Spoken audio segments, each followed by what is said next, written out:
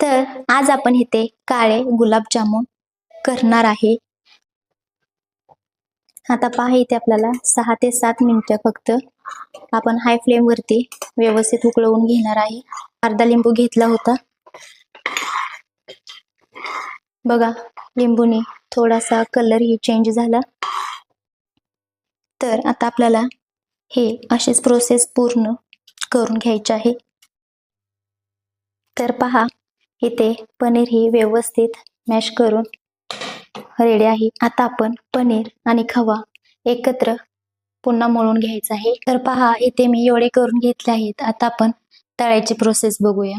तर पहा इथे मी हलक्या हाताने त्याची साईड चेंज करून घेतली आहे. तर आता पहा इथे आपले गुलाबजामुन तयार झाले आहेत. आता ह्याला मी ते झाकून ठेवणार आहे. गुलाबजामुन आपले गरम आहेत.